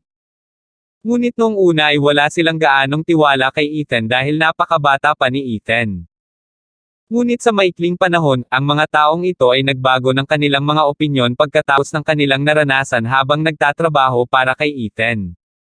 Ang pananaw at lawak ng pag-iisip ni Ethan ay isang bagay na wala sa karamihan. Dagdag pa at napakasarap sa pakiramdam na magtrabaho para kay Ethan. Ang pakiramdam ng pagiging nangunguna at may kontrol sa lahat ay tunay na kamangha-mangha at kaya kapana-panabik. Habang nagpapanggap pa rin ang Palmer Group na abala sa pagtatrabaho, iba ang mga bagay sa pamilyang L'Oreal. Umupo si Kid sa parehong upuan na inuupuan niya sa nakalipas na mga dekada at ang kanyang ekspresyon ay kakilakilabot. Mr. L'Oreal, ang lahat ng kasalukuyang proyekto ng Palmer Group ay halos huminto at lahat ng mga mangangalakal na Chino ay hindi nang ahas na makipagtulungan sa kanila. Ang pamilya L'Oreal ay hindi ang Chinese Chamber of Commerce. Maaari nilang talunin ang Chinese Chamber of Commerce sa pamamagitan ng pag-bypass sa China, ngunit wala silang magagawa sa pamilya L'Oreal dahil nakabase tayo sa ibang bansa. Hindi pa lumilitaw ang Ethan na iyon, ngunit dahil malapit nang gumuho ang sangay ng Palmer Group sa ibang bansa, tiyak nalilito siya. Ilang subordinate ang nagsalit-salit sa pag-uulat ng sitwasyon kay Kid. Nagsagawa sila ng ilang mga pag-atake, kaya sa loob lamang ng ilang araw, ang sangay sa ibang bansa ng Palmer Group ay bumagsak sa ganap na katahimikan. Bagamat ang mga empleyado ng Palmer Group ay patuloy na nag-uulat sa trabaho at umalis sa oras araw-araw, ang Palmer Group ay tumanggi na makipagkita sa sinuman, kaya't malinaw na sinusubukan lamang nilang panatilihin ang mga hitsura. Ngunit kahit na sila ay gumawa ng isang kakilakilabot na trabaho. Ilang araw bago mag-impake ng mga gamit ang Palmer Group at bumalik sa pinanggalingan nila. Ayaw ni Kid na makarinig na maraming kalokohan. Pagkatapos ng nangyaring iyon, nakaramdam siya ng matinding kahihiyan. Gusto niyang ibagsak ang Palmer Group at ipaluhod sa harap niya si Ethan para humingi ng tawad. Ang lalaking ito, nararapat na mamatay. Medyo may kakayahan ng Palmer Group kaya baka kailangan pa namin ng isa pang 5 araw, sabi ng subordinate pagkatapos ng ilang pag-aatubili. Balang araw gagana ito. Pumasok si Dawson sa pintuan na may malamig na ekspresyon sa mukha. Ipaubaya mo sa akin ang bagay na ito. Aabutin ko ng maximum na 2 araw gagawin kung mawala ang Palmer Group sa Las Vegas. Lumapit siya kay Kid, yumuko ng bahagya, saka inis ka ng mga subordinate ni Kid. They are too inefficient in their work. Marami nang nanonood sa pamilya ngayon, so it's a matter of our reputation. Bahagyang ipinikit ni Kid ang kanyang mga mata. Hindi niya gusto ang paraan ng pagsasalita ni Dawson. Mas alam niya kaysa sa sino man na si Dawson ay patuloy na nakikipagkompetensya kay Amelia upang maging susunod na pinuno ng pamilya. Si Amelia ay isang babae, kaya kung gusto niya ang posisyon na ito, kailangan niyang manatiling walang asawa. Pero ngayon, buntis talaga siya. Galit talaga si Kid. Katumbas ito ng pagbibigay ng posisyon ng padre de pamilya kay Dawson. Siyempre nagalit siya. 2 araw. Ngumisi si Kid. Dawson, tiwala ako sa iyong kakayahan, ngunit ang Palmer Group ay hindi isang simpleng kumpanya. Madaling maalis ng Palmer Group ang Chinese Chamber of Commerce, kaya paano sila magiging isang ordinaryong kumpanya? Mababa ang status ng mga Chinese merchant dito, kahit ang Chinese Chamber of Commerce sa Las Vegas ay pinipigilan ang mga kababayan na pumupunta rito para magnegosyo. Ngunit pagkarating ng Palmer Group, lahat ng naitatag sa loob ng mga dekada ay ganap na nagbago sa maikling panahon. Hindi madaling wasakin ang Palmer Group sa loob ng 2 araw. Basta ipaubaya mo sa akin ang usaping ito, kaya kung lutesin, mahinahong sabi ni Dawson. Hindi ako katulad nitong basura. Ilang lalaking nakatayo sa isang tabi ay mukhang medyo naiinis ngunit wala silang lakas ng loob na magsalita. This is not just about your reputation but the reputation of the entire family. Tiyak na hindi natin hahayaang magdusa ang buong pamilya dahil sa isang suwail na si Amelia, di ba? 1351. Hindi umimik si Dawson at naglakas loob na magsalita ng ganito sa mukha ni Kid. Hindi makasagot o makatanggi si Kid pagdating kay Amelia. Siya ang ulo ng pamilya, ngunit ang pamilya L'Oreal ay masyadong malaki at lahat ng iba't ibang paksayon sa pamilya ay nakikipaglaban upang maging pinuno. Kailangang patunayan ni Amelia ang kanyang sarili kung gusto niyang kunin ang kanyang posisyon sa simula. Palagi siyang nagtitiwala kay Amelia at naniniwala sa kakayahan nito. Ngunit hindi niya inaasahan ang isang Ethan. Ang bastard na iyon. Napagdesisyonan niya ang kinabukasan ni Amelia ng ganoon na lang. Dawson, matagal mo nang inaasam ang posisyon ng family head, hindi ba? Panunuya ni Kid. Bilang miyembro ng pamilyang L'Oreal, tiyak na isang karangalan at kagalakan para sa akin na magkaroon ng higit na responsibilidad para sa pamilya. Hindi niya ito tinanggihan. Hindi na kailangang tanggihan ang isang bagay na ganoon. Hindi lalo na kapag sobrang nagustuhan niya. Nagkamali si Amelia at nasira ang reputasyon ng L'Oreal. Ito ay lubos na ikinagalit ng ilang matatanda ng pamilya. Kahit na si Kid ang pinuno ng L'Oreal ngayon, hindi niya kayang magdesisyon sa lahat. Ipinatong ni Dawson ang kanyang kamay sa kanyang puso at nakangiting sinabing, I exist solely for the betterment of L'Oreal. Tumingin si Kid sa kanya at walang sinabi. Alam niyang nakakuha si Dawson ng suporta mula sa iba pang paksayon sa pamilya. Napakahusay ni Dawson sa pagkuha ng mga tao sa kanyang panig. Kung walang mali, ang susunod na pinuno ng L'Oreal ay si Dawson. Bagamat talagang hindi payag si Kid na magkaroon siya nito. Dahil payag kang gawin ito, sige. Huminga siya ng malalim, tumayo at lumapit kay Dawson. Malapit ka ng manalo, kaya dapat masaya ka. Dapat ako ang nanalo sa simula. Alam ni Dawson ang sinasabi ni Kid. Sa katunayan, kailangan ko pa ring magpasalamat kay Amelia sa pagbibigay sa akin ng pagkakataong ito. With that, wala nang sinabi pa si Dawson. Bahagya siyang yumuko at lumabas ng kwarto. May huling hakbang lang siya. Komplikado ang ekspresyon ni Kid habang pinagmamasdan si Dawson na umalis. Hindi niya akalain na magiging ganito ang mga pangyayari. Akala niya ay may pagkakataon pang lumaban, ngunit si Amelia. Paano siya magkakamali? Hindi siya walang ingat na tao. May isa pang paraan para iligtas ang sitwasyon. Huminga ng malalim si Kid. Lumingon siya at lahat ng pinagkakatiwalaang subordinate niya ay napatingin sa direksyon niya. Ipadala si Ethan dito para magpakasal sa L'Oreal family. I think this method will work. Matagal nang inimbestigahan ni Kid si Ethan at nalaman niyang ikinasal na si Ethan sa pamilya ng kanyang asawa na nangangahulugang legal lang itong asawa nito at walang karapatan sa anumang mana. Kaya naisip ni Kid na dahil ayaw ni Ethan na magpakasal sa pamilyang Palmer, bakit hindi ang pamilyang L'Oreal? Ang pamilyang L'Oreal ay hindi maaaring mas masahol pa kaysa sa pamilyang Palmer, tama ba? Mr. L'Oreal. Let Dawson solve the problem of destroying the Palmer Group.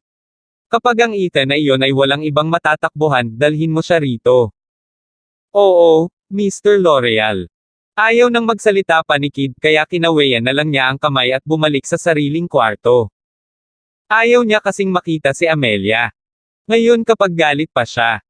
Bumalik na si Dawson sa sarili niyang tahanan at iba na ngayon ang paraan ng pagdadala niya sa sarili.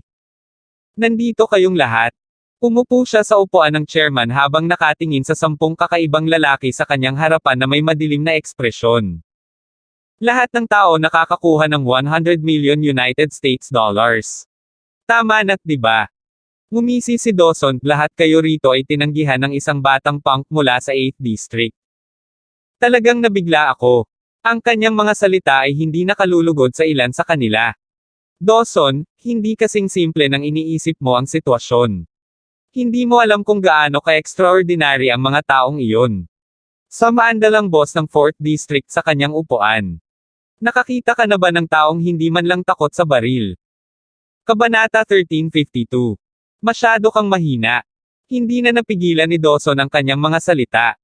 Tumingin siya sa mataong nasa harapan niya at sinabi sa malakas na boses, "Sige, lahat kayo ay makapaghiganti ngayon.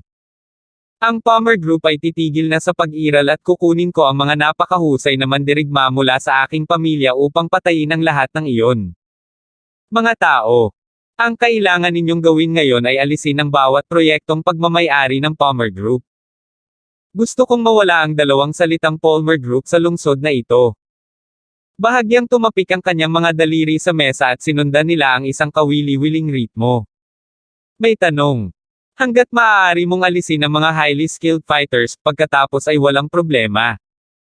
Hindi sila bobo. Kung naroon pa ang mga highly skilled fighters na iyon, kahit na inalok sila ni Dawson ng $1 bilyon, hindi nila ito tatanggapin. Ano ang silbi ng kumita ng malaki kung hindi mo ito nabubuhay para gastusin ito? Very good. Pinitik ni Dawson ang kanyang mga daliri. Sa isang iglap mahigit 10 figure ang lumitaw sa kanyang likuran, at ang kanilang presensya ay nakakapanghina. Masasabi kaagad ng mga amo ng gang sa kalye kung saan nagmumula ang mga taong ito sa pamamagitan lamang ng pakiramdam na kanilang ibinibigay.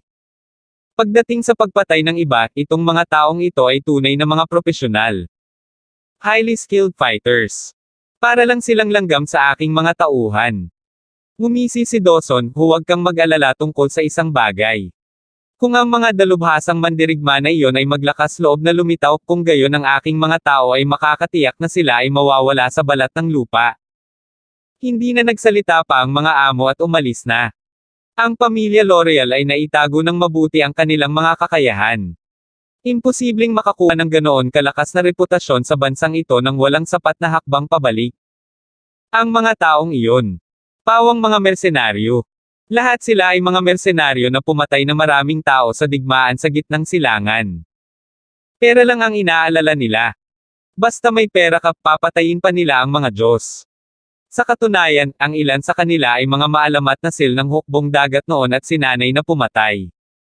Kahit na nagretiro na sa pag-uutos, hindi na sila mamuhay ng normal dahil nakasanayan na nila ang buhay na pumatay ng ibang tao. I've checked those people. They're from a place called Greencliff and they're not very strong.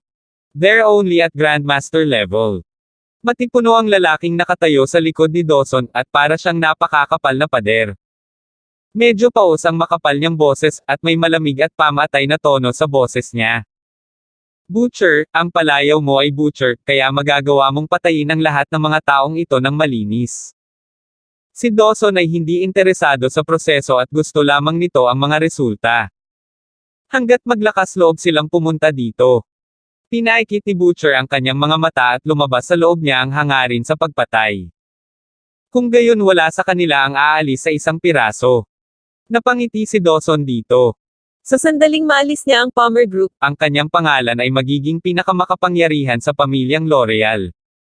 Hindi niya alam kung sino pa ang makakalaban niya para sa posisyon bilang susunod na padre de pamilya. Amelia. Ang tandang babaeng iyon ay naglakas loob talagang maglasing sa harap ng mga lalaki. Hindi ba niya alam na walang sinumang lalaki ang makakalaban sa kanya? Pati sarili niya. Sayang naman ang swerte ng Asian na bata. Dinilaan ni Dawson ang kanyang labi at nakaramdam ng kaunting selos.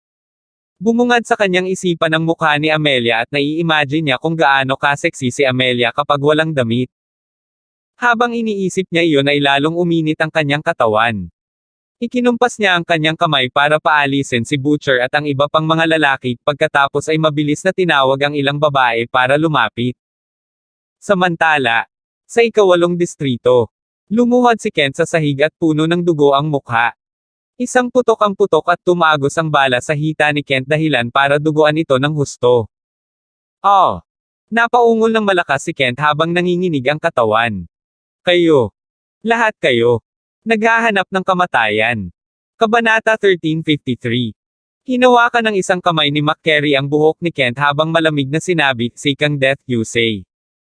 Kent, umaasa ka ng sobra. Walang tagapagligtas at walang darating at magliligtas sa'yo, understand?" Tumawa siya ng malakas sa sobrang pangungutya at pangungutya. Malamang hindi na maglalakas loob ang Ethan na iyon na pumunta ulit sa Las Vegas.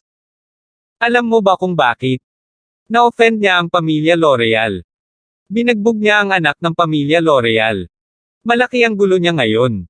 MUAHAHA. Isa itong malaking insulto sa L'Oreal family. Siguradong patay na karne si Ethan. Hindi iyon pinagdududahan ni McCary.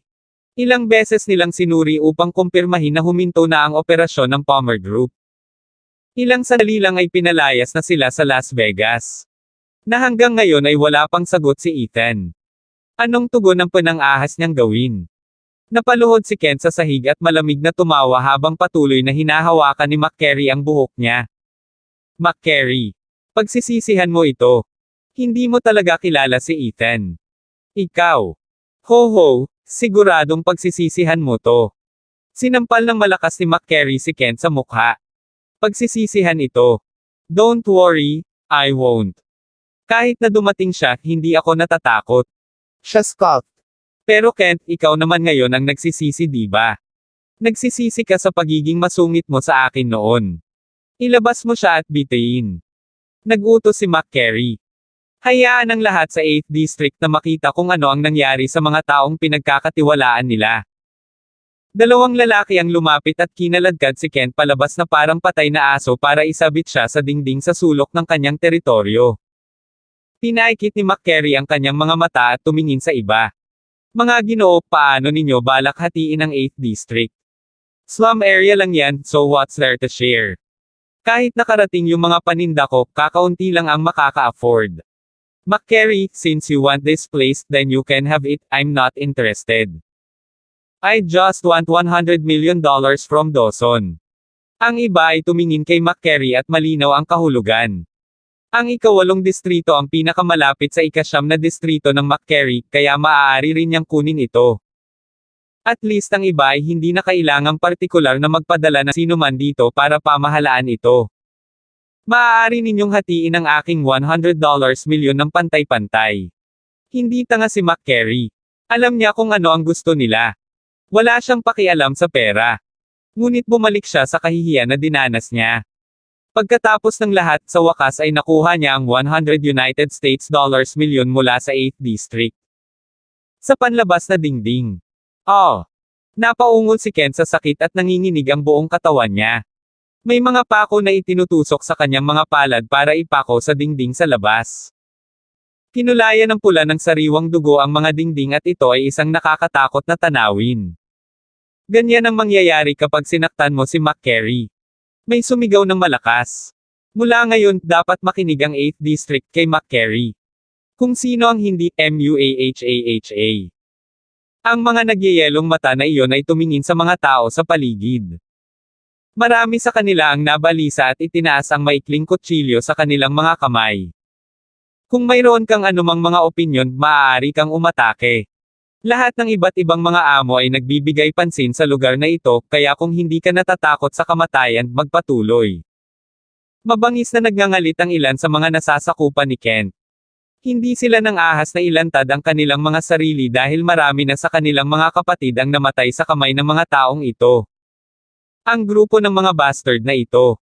Pero nang makita nilang napako si Kent sa pader, gusto talaga nilang tumakbo pasulong para makipaglaban sa kanila kahit mamatay sila. Hanapin ang Palmer Group. Sabi ng isa sa nanginginig na boses. Hanapin natin ang Palmer Group. Bilis. Kabanata 1354. Napatingin sila kay Kent mula sa malayo at pinagmamasdan din sila ni Kent. Marahan niyang ipinilig ang ulo para sabihing huwag silang pabaya. Napuno ang 8th District ng mga McCary, kaya kung lalabas sila para lumaban, siguradong papatayin sila. Napatingin si Kent sa mga tao sa paligid niya at tumawa ng mapait. Pagod ang kanyang katawan at pakiramdam niya ay lalabas na ang kanyang kaluluwa. Malamang ginawa ito ni McCary para akitin si Ethan. Pero alam ni Kent na darating si Ethan. Siguradong darating siya. At kapag nandito na si Ethan, siguradong masisira si McCary at ang iba pa. Hindi naman mukhang natatakot si Kent. Kahit na sobrang nakakaawa ang itsura niya ngayon, naniniwala pa rin siya na kapag dumating si Ethan dito, ang mamamatay ay si McCary at ang kanyang mga tauhan. Kasabay nito, sasangay ng Palmer Group sa ibang bansa. May malutong na tunog habang nabasag ang salamin ng pasukan ng opisina. Agad namang napalingon si Harold at ang iba pang staff at nakita nilang maraming tao ang sumugod. Mula ngayon, walang sino man ang pinapayagang magtrabaho dito. Ang pinuno ng mga nanghihimasok ay mahinahong sinabi, lahat kayo ay nagtatrabaho para sa Palmer Group, tama? Sino ka? Itinabi ni Harold ang mahjong table at naglakad palapit sa kanya.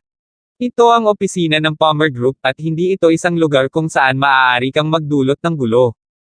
Basta empleyado kayong lahat ng Palmer Group. Alisin niyo sila.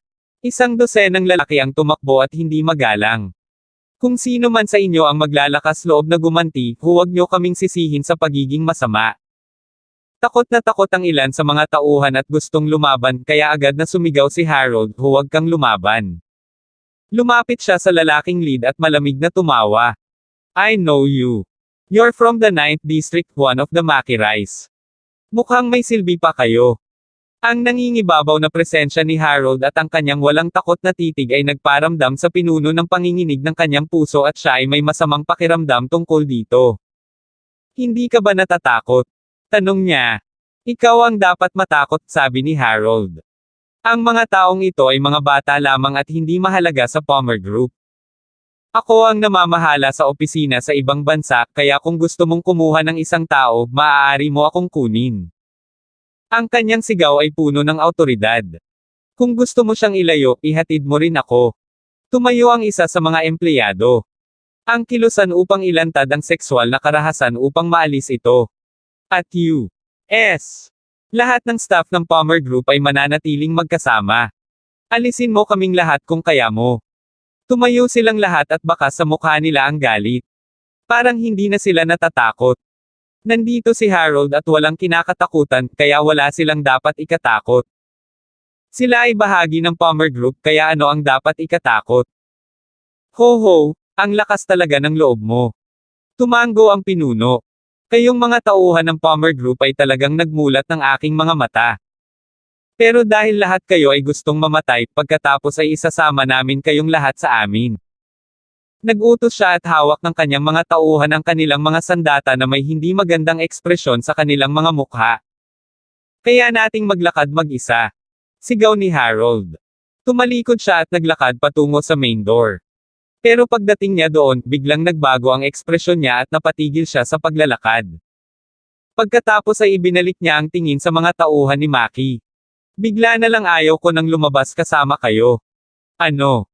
Lahat bumalik sa trabaho, gawin ang dapat mong gawin, sabi ni Harold habang nakatingin sa mga tauhan.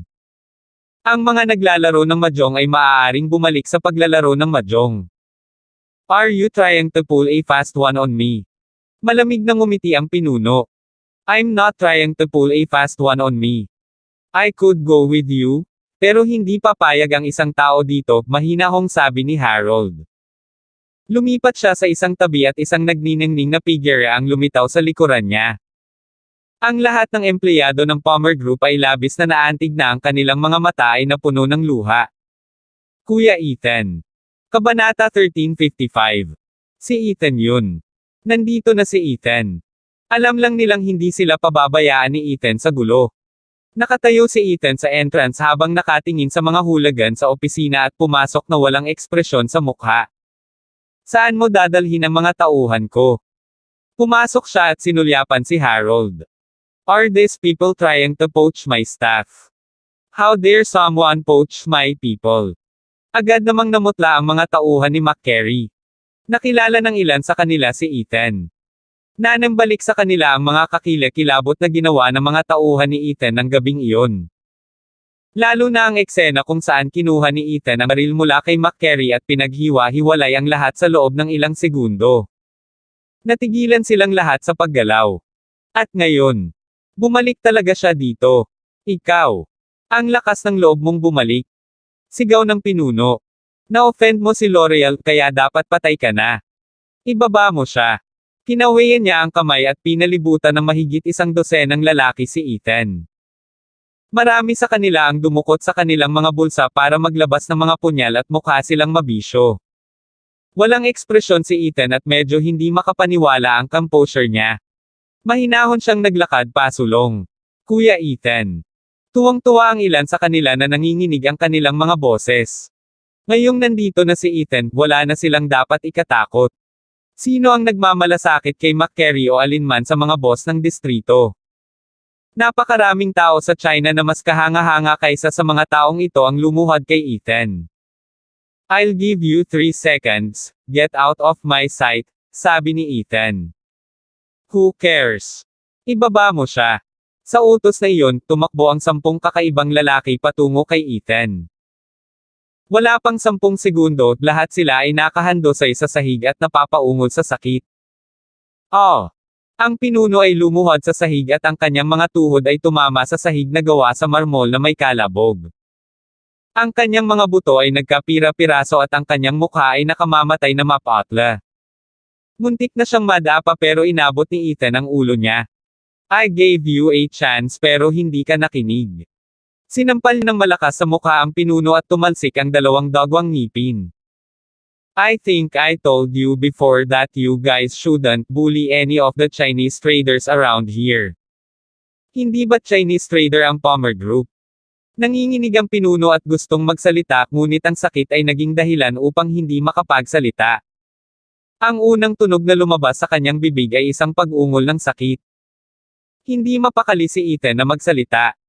Isang malakas na sipa ang ibinigay niya at pinaalis ang pinuno. Lalong lumakas ang hiyawan sa koridor. Itapon mo sila. Mahinahong sabi ni Ethan. Agad na natuwa ang lahat ng mga empleyado at masayang hinayla ang lahat ng mga hulagan na ito palabas ng kanilang mga opisina na parang isang grupo ng mga patay na aso. Oh! Bali ang paa ko, wag mo masyadong hilahin. Aw! Itigil mo yan. Patuloy na umalingaw-ngaw ang mga alulong sa koridor ngunit walang nagmamalasakit sa kanila. Sana mamatay na lang sila sa sakit. Kuya Ethan. Nandito ka kaya wala tayong dapat ikatakot. Kuya Ethan, grabe ang mga kriminal na ito. Talagang naglakas loob silang manggulo sa Palmer Group kaya hindi natin sila dapat pakawalan. Kuya Ethan, I'm so happy you're here. I'm so happy. Nagtaas ng kamay si Ethan para pakalmayin sila. Don't worry, nandito naman ako kaya walang pwedeng mangbuli sa inyo. Nilainggan niya si Harold. Handa ka na ba? Tumango si Harold. I was ready long ago. Mr. Hunt, you are practically omniscient. Talagang naglunsad ng pag-atake ang pamilyang L'Oreal. Kabanata 1356. Binalaan ni Harold si Ethan na ang katotohanan na ang L'Oreal ay handa na makipagtulungan sa Palmer Group at kahit na tulungan ng Palmer Group na magbukas ng paraan sa mga merkado sa ibang bansa ay isang problema mismo. Sinusubukan nilang akitin ng Palmer Group palabas ng China patungo sa kanilang teritoryo sa ibayong dagat upang tuluyan nilang sirain ang Palmer Group. Nakita ni Harold ang lahat ng uri ng taktika sa negosyo. Kung nakikita niya ang nangyayari, tiyak na makikita rin ni Ethan. At ngayon napagtanto niya na alam na ni Ethan ang tungkol dito sa simula pa lang at sinasadya niyang sumunod sa L'Oreal. Mayroong isang karaniwang kasabihan sa mga lupon ng negosyo, maaari kang makakita ng interes ng ibang tao, ngunit maaaring may ibang tao na lampas sa iyong pangunahing halaga. Tina-target ng pamilyang L'Oreal ang negosyo ng pangangalaga sa balat at mga pampaganda ng Palmer Group, ngunit tina-target ni Ethan ang buong pamilya ng L'Oreal. Basta handa ka. Ang Palmer Group ay lalawak sa maraming iba pang negosyo bukod sa industriya ng pangangalaga sa balat at mga kosmetiko, at iiwan ko ito sa iyo. Tumango si Harold.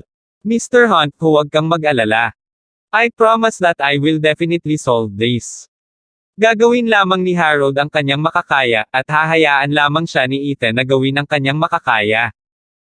Pinapakinabangga ni Ethan ang kanyang mga tao.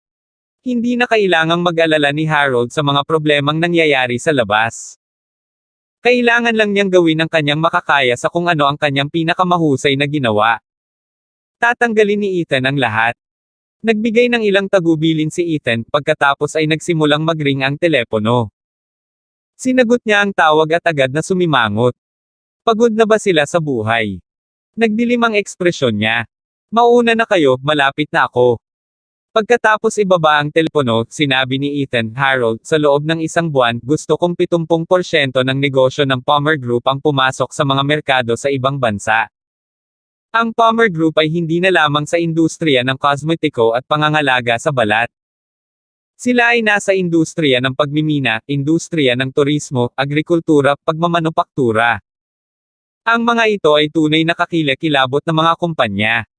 Kung 70% ng negosyo ng Palmer Group ay mapupunta sa mga merkado sa ibang bansa, magkakaroon ito ng napakalaking epekto sa ibang bansa. Agad namang napatayo si Harold sa mga salitang ito. Umayos din ang 10 kakaibang empleyado na nakatayo sa likuran niya. Kung gagawin natin ito, gagawin natin itong malaki. Kung hindi ko binaligtad ang Las Vegas, hindi magiging green ang apelyido ko. Gagawin natin sila. Ang kanilang motibasyon ay umabot sa langit. Tumango si Ethan. Hindi niya kailangang mag-alala na si Harold ang namamahala. Samantala, kailangan niyang personal na kumpletuhin ang bahagi ng L'Oreal. Agad siyang pumunta sa 8th District. Habang nangyayari ito, nakarating na si Brother Geoff at ang mga lobo sa ika-8 distrito. Mabilis na tumakbo ang lobo sa kalsada. Nakatanggap sila ng balita na si Kent ay nahuli at ipinako sa dingding sa tamang oras upang maakit silang lahat palabas. Nandyan siya. Natanong ni Kuya Geoff si Kent mula sa malayo. Napako si Kent sa dingding at puro dugo. Agad siyang nagalit. Bukod sa katotohanan na si Kent ang tumulong sa pagsadyot sa babaeng number 5 noong nakaraan, ang relasyon ni Kent kay Ethan na iisa ay nangangahulugan na ang mga lobo ay hindi maaaring umupo at panoorin siyang nagdurusa. Lalo na ang number 5 nilampasan ang kanyang honeymoon at nagpumilit na sumama nang marinig niyang may problema si Kent. Nang makita niyang napako si Kent sa dingding ay namula agad ang mga mata niya. Paghiwalayin ko silang lahat. Tanggal ni number 5 habang marahas niyang ibinaba ang kamao. Malakas na pumutok ang kanyang mga buko at tumalsik ang lahat ng ugat sa likod ng kanyang kamay. Iligtas siya. Sigaw ni Kuya Geoff at ang ilan sa kanila ay agad na sumugod sa dingding. Biglang sumulpat ang mahigit 12 figure sa harap ni Kent. Lahat sila ay nakatitig sa lobo at ang kanilang mga ekspresyon ay puno ng paghamak at pangungutya. Mayroon ding malakas na mamamatay tao na aura sa kanila. Akala ko hindi kayo maglalakas loob na pumunta, sabi ni Butcher habang ang nakamamatay na saya ay kumalat sa kanyang mga labi. Kabanata 1357. Tumingin si Butcher sa mga lobo at nakita niya sa isang sulyap na hindi sila masyadong mahuhusay na manlalaban. Ang mga taong ito ay mga mersenaryo na nakipaglaban sa maraming labanan sa gitnang silangan at nakatawid sa hindi mabilang na mga kalaban. At ang mga kalaban na ito ay namatay lahat sa kanilang mga kamay.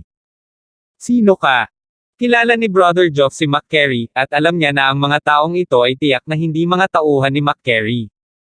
Patayin sila. Ayaw magaksaya ng oras ng Butcher sa pakikipag-usap. Patayin silang lahat. Ang misyon ay upang patayin ang lahat ng mga lobo.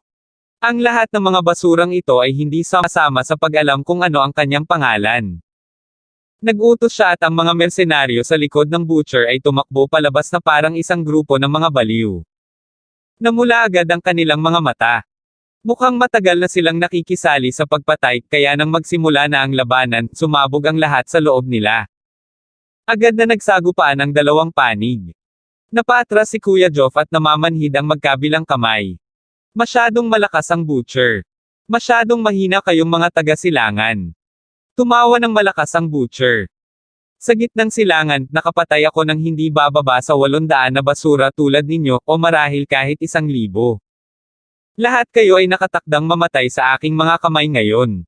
Ito ay madaling pera. Malakas na umungol si Butcher at muling sumugod kay Kuya Geoff. Malakas ang pagtapak ng kanyang mga paa sa lupa, dahilan para dumagundong ang lupa sa pagtapak ng kanyang mga paa. Nakipagkamao si Butcher kay Kuya Geoff at naging alerto si Kuya Geoff, kaya mabilis niyang iniunat ang magkabilang braso para harangan ang pag-atake. Nagkaroon ng malakas na ingay habang si Kuya Geoff ay umatras pa ng 5 o 6 na hakbang. Namamanhid ang magkabilang braso niya. Itong lalaking may dugo. Saan ba siya nakakuha ng lakas ng loob? Kuya Geoff, tutulungan kita. Tumakbo si number 3 at tumayo sa kabilang side ng butcher at pinandilatan siya. Ang iba ay mahigpit ding nakikipaglaban sa ibang mga mersenaryo. Ang mga mersenaryong ito ay napakalakas na may maraming karanasan. At ang mga pamamaraan na alam nilang pinakamahusay ay nakamamatay. Basura. Malamig na sabi ni Butcher. Sa mata ng mga mersenaryong tulad namin, basura lang kayong lahat. Nakadaling patayin kayong lahat. Enough with your damn basura. Sigaw ni Kuya Joff. Siya at ang number 3 ay tumakbo patungo sa Butcher mula sa magkabilang direksyon. Umatake silang dalawa na parang walang pakialam sa buhay nila. Ginamit nila ang pinakamahusay na mga pag-atake na maibibigay ng kanilang pormasayon at nagpatuloy sa pag-atake nang hindi nag-abala sa pagtatanggol. Dahil nakaharap sila sa napakalakas na kalaban, hindi na nagpapigil ang dalawa. Pareho silang mabilis na umatake at ang mabibigat at malalakas na kamao ay tumama sa katawan ni Butcher. Ngunit ang suntok na ito ay tila damapo sa isang piraso ng bakal. Ang tigas talaga ng katawan na ito. Umalis. Sigaw ni Kuya Joff habang mabilis na umaatres. Dahil hindi nila ito makuha sa isang suntok, kailangan nilang mabilis na umatras. Atres na sana si number 3 nang biglang inabot ni Butcher at hinawakan ang braso ni number 3 habang malamig ang ngiti. Sa tingin mo makakatakbo ka? Nilagyan niya ng lakas ang pagkakahawak niya at nagbago ang ekspresyon ni number 3. Hindi nang ahas na lumaban si number 3 dahil mas mahina siya kaysa Butcher. Ang katawan ng taong ito ay parang isang sumasabog na dragon at ito ay sadyang baliw. Sinundan ng number 3 ang direksyon ng braso ng Butcher para hindi mabali ang sariling braso. Mabilis na pumulupot ang kabilang braso niya sa braso ni Butcher at sa tulong ng depensa ni Butcher, hiniwa ng mga daliri ni number 3 ang leeg ni Butcher. Nag-iingat din si Butcher at agad siyang pinakawalan.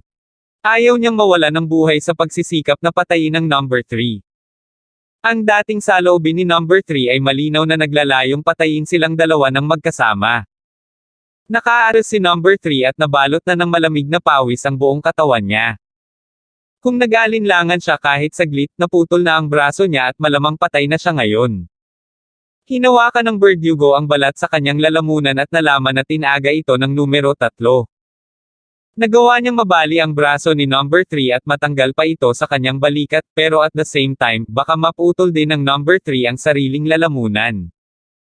Sanay din kayo sa mga diskarte sa pagpatay. Pinaikit ni Butcher ang kanyang mga mata ngunit hindi siya natakot. Sa halip lalo siyang natuwa. Kabanata 1358. Hindi ko inaasahan. Interesting, very interesting. Biglang nag-iba ang buong aura ni Butcher. Nagbigay siya ng lakas mula sa kanyang sarili, dahilan upang ang maikling mangga sa kanyang mga braso ay sumabog sa isang iglap. Ang kanyang mga kalamnan ay parang mga ugat ng isang matandang puno at ito ay isang nakakatakot na tanawin. Tao pa ba ang lalaking ito? Mas makapal pa ang mga braso niya sa hita ni Kuya Joff. Kuya Joff. Napalunok si number 3. Masyadong malakas ang katawan ng lalaking ito, kailangan nating maghanap ng mahina. He gritted his teeth, I will distract him, hanapin mo siya. Bago pa kunin ni Kuya Joff ang roll sa kanya, naubos na ang number 3. Nagngangalit si Kuya Joff, nagmura, at hinabol siya. Number 3 ay handang ipagsapalaran ang kanyang buhay. Dalawa laban sa isa yan. Magkatuwang sina Brother Joff at number 3, ngunit mukhang hindi sila mananalo at sa halip ay tinatackle sila ng masama. Nagpatuloy ang pag-atres niyang dalawa at puno ng dugo ang katawan. Nabali ang isang daliri ni Kuya Joff at napilipit pa sa maling direksyon.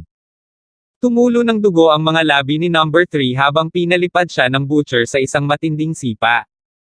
Ang number 3 ay dumulas sa lupa sa loob ng 5 o 6 na metro at ang kanyang bibig ay tumalsik ng dugo.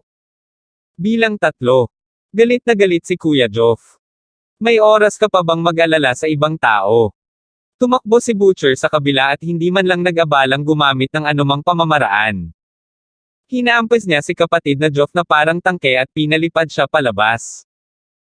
Malakas na sigaw ni Kuya Joff at ginamit ang braso para harangin ang pag-atake at ay absorb ang impact, ngunit lumipad pa rin ito palabas at dahil dito ay nabali ng husto ang kanyang sternum. Number 3. Kuya Joff. Ang ibang mga lobo ay namumula ang mga mata nang makita nila ito na nangyari. Kinailangan din nilang labanan ang ibang mga mersenaryo kaya huli na ang lahat para tulungan silang dalawa. Masyadong nakakatakot ang Butcher na ito. Lumapit si Butcher at tumingin sa kanilang dalawa. Umaalon ang mga kalamnan ng dibdib niya at napatayo ang balahibo ng lahat sa takot. Kayo ay medyo matigas para sa isang grupo ng mga ood ngunit ngayon dudurugin ko kayong dalawa hanggang sa mamatay. May ngiti sa kanyang mukha.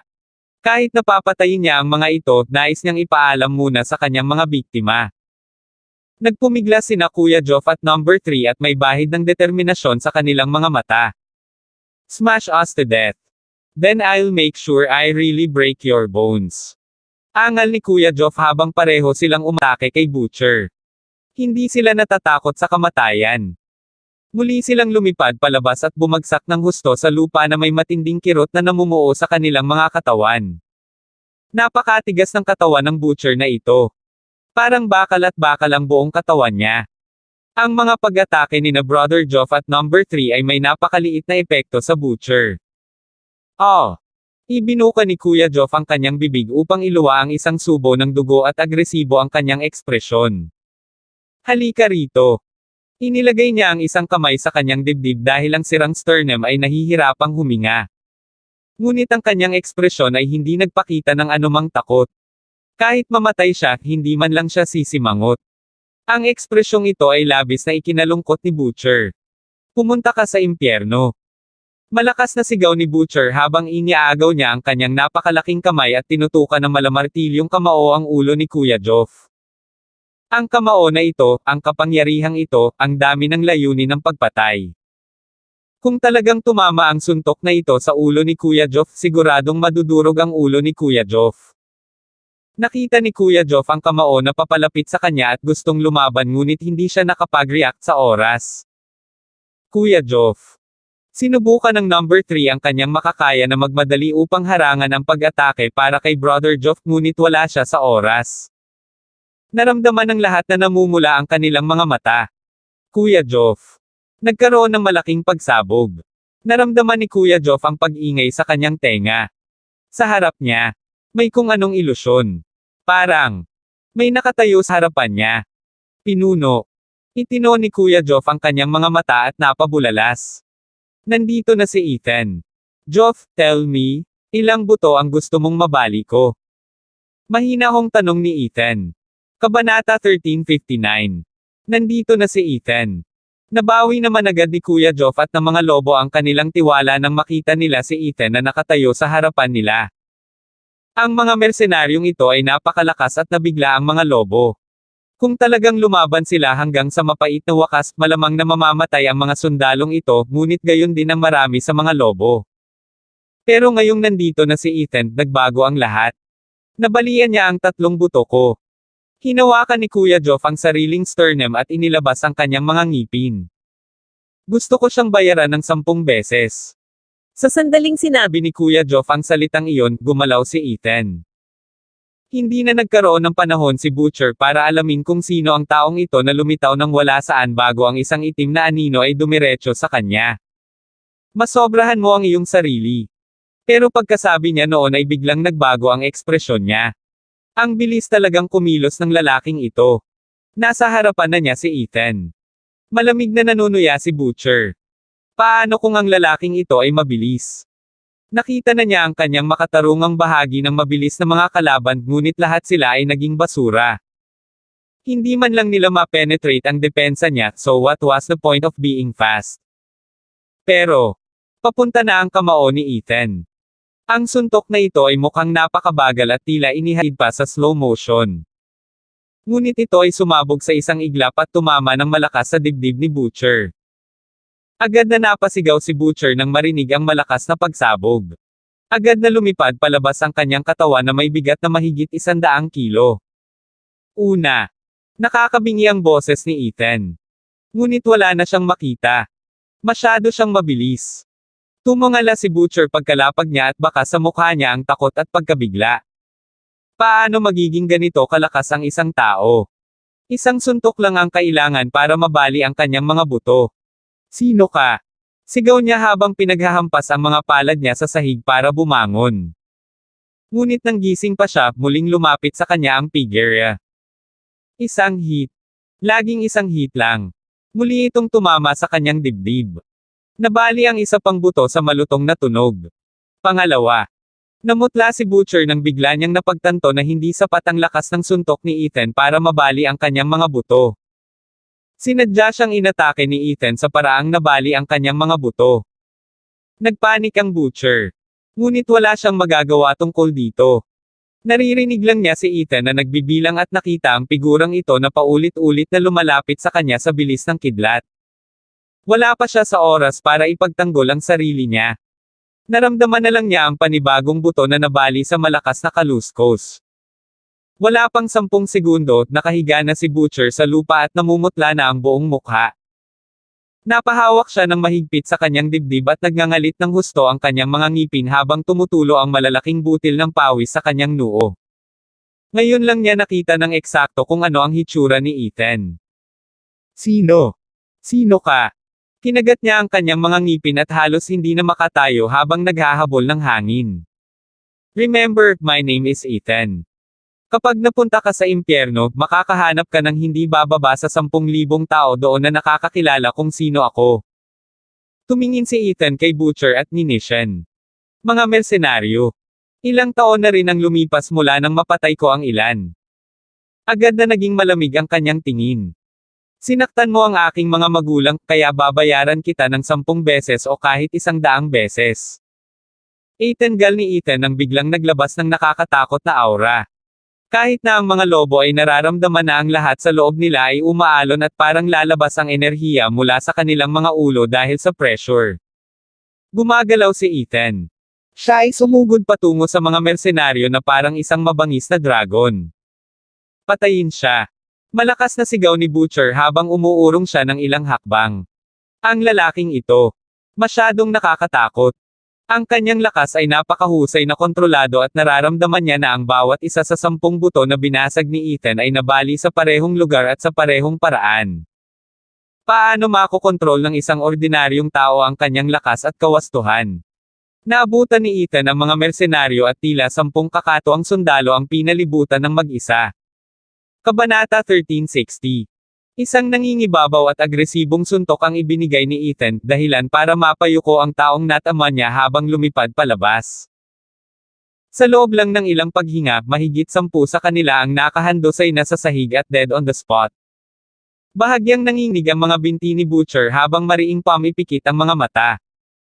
Naikuyom niya ang kanyang mga kamao, pagkatapos ay agad itong niluwagan. Gusto niyang lumaban, ngunit alam niyang hindi siya kalaban ni Ethan. Paano nakakatakot ang lalaking ito? Tao pa rin ba siya? Lahat ng tauhan niya ay pinatay ni Ethan ng napakabilis. Ikaw na. Tumungala si Ethan at tumingin kay Butcher. Mga mersenaryo kayo, kaya pera lang ang gusto ninyo, pero gusto ko ang buhay ninyo. I'm from the Black Flame Army. How dare you kill me? Galit at nanlaki ang mga mata ng Butcher habang nagsimula siyang sumigaw, ako ay mula sa Black Flames. Bago pa niya matapos ang kanyang pangungusap, nakatayo na sa kanyang harapan si Ethan at isang suntok ang tumama sa kanyang ulo.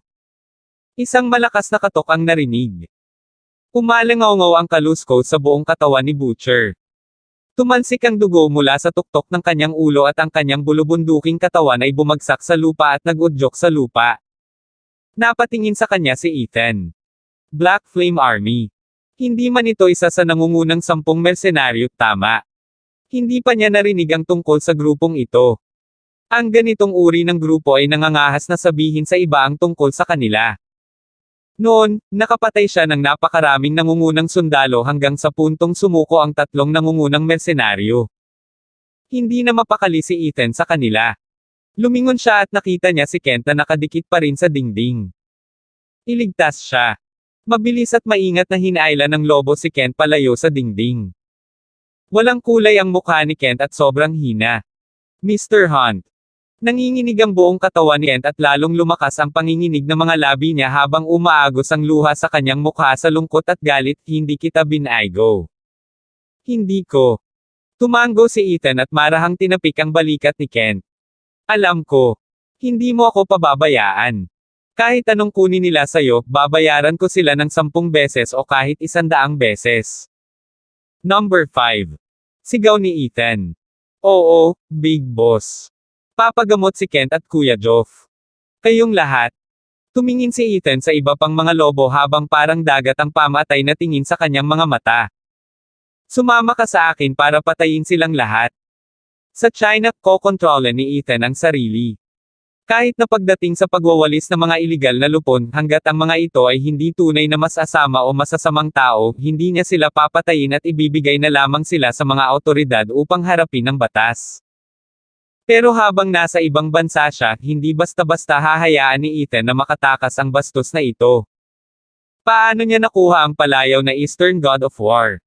Pinatay niya ang daan doon. Napakarami niyang pinatay anupat na puno ng takot ang kanyang mga kaaway. Siya ay pumatay ng napakabangis na ang lahat ng kanyang mga kaaway ay nangineg. Siya ay pumatay ng walang awa na kahit sinong makarinig lamang ng mga salitang Diyos ng digmaan ng silangan ay mahihirapang kumain o matulog. Samantala, si McCary ay nakahiga sa isang waterbed kasama ang isang sexing babae sa magkabilang gilid niya na may figure na mas mahusay kaysa sa isang supermodel. Nag-snake sila sa paligid niya na parang dalawang ahas at nasiyahan siya sa sarili niya. Baby, one by one, natatawang sabi ni McCary. O gusto niyong dalawa magsama? Napuno siya ng kayabangan. Ang 8th District ay kanya na, at kahit na ito ay isang slum area, nakaramdam siya ng kagalakan sa kakayahang apihin ang mga taong ito na naghihirap. Sa dalawang malakas na pagsabog, ang pinto ng kwarto ay sinipa mula sa labas. Oh! Naghiyawan ang dalawang babae at mabilis na hinaila ang kumot sa kanilang paligid. Umupo agad si McCary. Ano ang nangyayari? Tumangala siya nang makitang pumasok si Ethan. Pwede nang umalis ang mga hindi kasali dito, tahimik na sabi ni Ethan. Mabilis na umalis ang dalawang babae nang hindi nag-abala pang magsuot ng damit o sapatos. Ikaw. Ang lakas ng loob mong pumunta dito. Malamig na tumawa ng walang takot si McCary nang makitang si Ethan iyon. Naghahanap ka talaga ng kamatayan. Salamat po at sinamahan ninyo ako, ingat lagi mga master.